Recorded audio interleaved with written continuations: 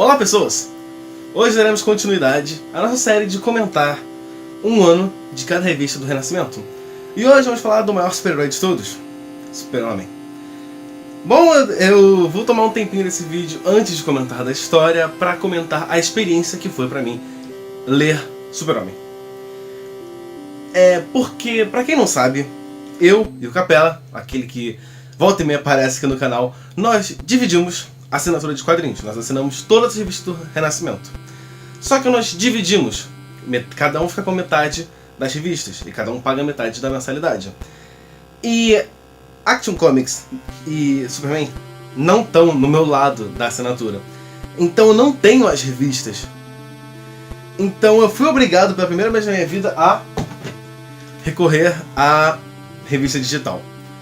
E cara, eu devo dizer que eu sempre repudiei mídia digital porque, ó como reflete a luz.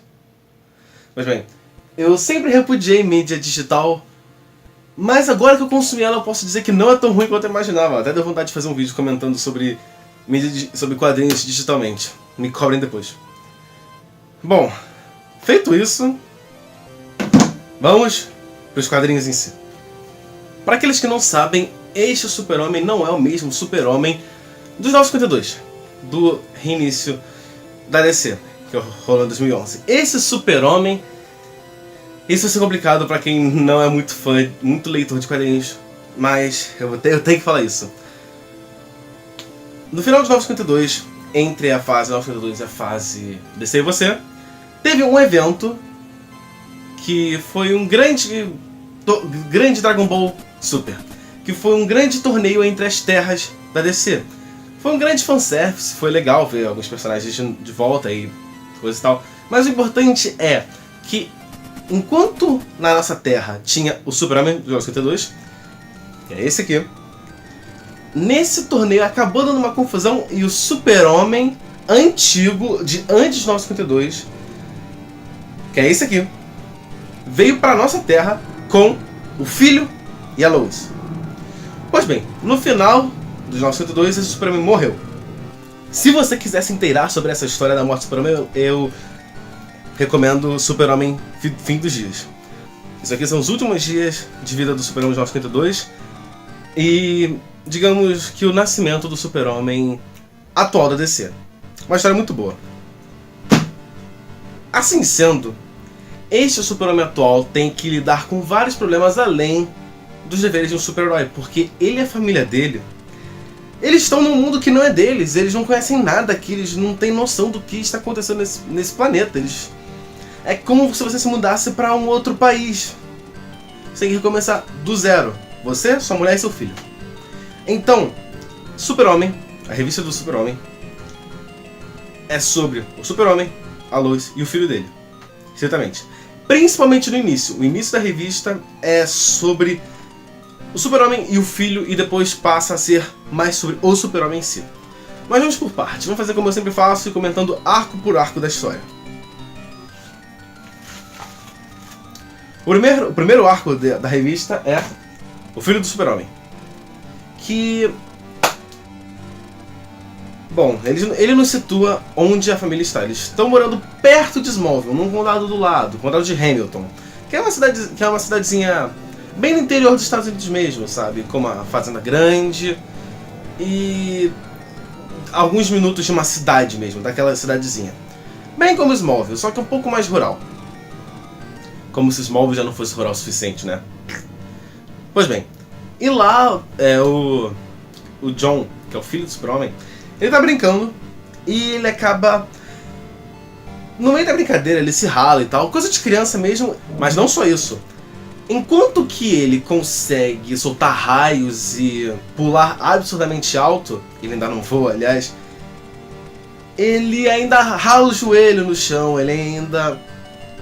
Sabe, ele ainda tem feimento de criança. E por causa dessa inconsistência, o Super leva ele pra uma análise na Fortaleza da Solidão. E no meio tempo disso, um erradicador chega à Terra. Pra quem não sabe, o erradicador é um dos vilões do Super-Homem. É como se fosse um Lanterna Verde, só que só de Krypton. E sem construtos e sem tudo que tem de legal na Lanterna Verde. Pois bem. Então, é uma história sobre os pais do John tentando entender o que está acontecendo com o filho e o Erradicador chegando. Isso é muito... E a história é legal porque da metade pro final do arco eles saem da Terra porque o Super-Homem quer evitar o que aconteça, o que rolou no Homem de Aço, sabe? Quem vê aquela destruição toda. E aí ele leva todo mundo pra Lua. E no meio da confusão, que se intercalam histórias dos fantasmas de Krypton, a Lois ela entra na porradaria com a Morcego Infernal. Que você deve conhecer de tantos vídeos de curiosidade que tem na internet falando sobre as armaduras mais fortes do Batman. E acaba que ela rouba a luva da Morcego Infernal e isso vai se tornar uma arma recorrente dela ao longo da história. Pois bem, depois da filha do Super-Homem, nós temos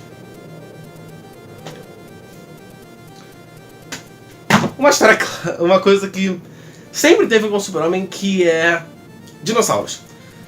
No caso, o John e o Super-Homem são transportados para uma ilha de dinossauros e tem que fugir de lá com um cara que estava preso lá. É uma história curtinha, só 2 edições, no caso aqui no Brasil uma só, né? E é legal, porque dinossauros, cara, quem não gosta de dinossauros, né? Quem não gosta de dinossauros, né? Continuando, nós temos um arco muito maneiro. Que o Batman, ainda desconfiado com esse novo Super-Homem que está substituindo o seu melhor amigo, ele vai dar uma espionada, o Damian também vai dar uma espionada neles e acaba que os filhos se desentendem mais do que os próprios pais. Então o Bat e o Super decidem fazer um treinamento especial para fazer os filhos entrarem em sintonia. E isso é um complemento muito bom para a revista dos Super Filhos que eu já comentei aqui no canal. Clica aqui para ver. Eu espero estar apontando certo dessa vez. Pois bem, é ali que começa os Super Filhos. E isso é uma coisa muito boa do Renascimento no geral, porque as revistas elas são originadas de outra revista. Então se você está lendo essa revista, vai ter um ponto nela que vai puxar para outra revista que começa depois. Isso é muito legal. De verdade. Então já dá como eu posso dizer, um alicerce muito bom pra revista dos Super Filhos que ia acontecer depois. Só que eu, como sou um idiota, eu li antes. Seguindo! Se tem uma coisa muito esquisita na DC, é o Frankenstein. Eu não vou comentar aqui sobre a revista do Frankenstein porque eu ainda não tenho, mas assim que eu tiver eu prometo que eu faço vídeo sobre ela porque é esquisito. Então nessa história temos um alien que substitui a chefe da Lois, que ela começa a trabalhar no jornal de Hamilton, e um alien substitui a chefe dela, e aí o Frankenstein vai lá resgatar esse alien. Apesar do Frankenstein em si ser um personagem muito esquisito da DC, a história é legal, porque envolve o Frankenstein e a noiva dele. E depois que rolou nos 1952, eles meio que se separaram e tem um momento muito, muito emocionante nessa história. E nos mostra um pouco de como a vida é. Mas mais que isso, o momento mais emocionante vem logo em seguida, que é na revista Super-Homem anual. Pra quem não sabe, a DC, mais que a Marvel, ela tem o costume de lançar revistas anuais. Como assim? Se uma revista sai uma vez por mês, na edição 12 ela completou um ano, então ela vai lançar uma revista especial de um ano. É como se fosse uma edição 12,5, que é uma edição que fica entre o número 12 e o número 13. E essa revista é uma história sensacional, que é do Super-Homem com o Monstro do Pântano. Porque, assim como eu disse no início do vídeo, o Super-Homem ele não é desse mundo. E o mundo meio que está rejeitando ele, porque a linha do tempo em si e os eventos cósmicos no geral estão meio que rejeitando ele ali. Porque eles sabem que não é o lugar dele ali. Então o Monstro do Pântano ajuda o Clark a se encontrar e a se sentir mais parte desse mundo. E no geral, a história é sensacional. Se você quer ler só uma revista do Super-Homem para entender o que está acontecendo com ele, leia a Super-Homem Anual número 1. Ela é tão boa, mas tão boa que eu vou deixar linkado na descrição ela diretamente, porque é o filé do Super-Homem. É uma das melhores histórias do Super-Homem que eu já tive o prazer de ler. Mas vamos continuar com a revista. Depois nós temos uma história que foi muito divertida de ler e que, no geral, é o início do gancho do Super-Homem no contexto geral do universo DC.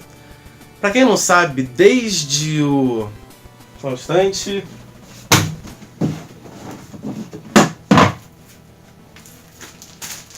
Desde o universo DC Renascimento, nós temos a história geral do universo DC como um todo, que é justamente dessa mãozinha aqui.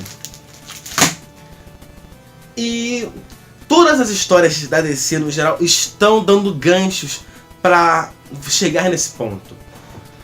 Cada história está dando uma pequena peça para montar esse quebra-cabeça enorme que é. E essa história é justamente sobre isso. E eu acho que é uma das mais importantes para entender o tamanho da treta. Essa história é um grande crossover entre todos os super-homens de todas as terras. Porque tem uma criatura que está juntando todos eles. Eu não vou dizer o propósito, porque é uma grande virada do roteiro. Mas é muito legal ver o super-homem regular interagindo com o super-homem...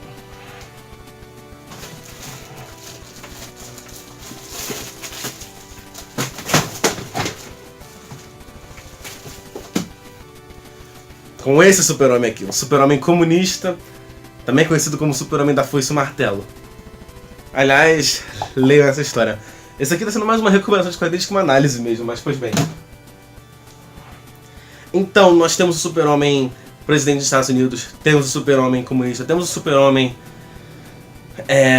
a super-mulher, temos muitos e muitos... Até o super-homem coelho nós temos nessa história. Porque na realidade é como se fosse... o Aranhaverso da DC. Se você não sabe o que é o Aranhaverso, eu pretendo fazer um vídeo explicando logo mais. Mas basicamente é uma grande junção de todas as versões do personagem para lutar contra um grande vilão. E é isso que nós temos aqui.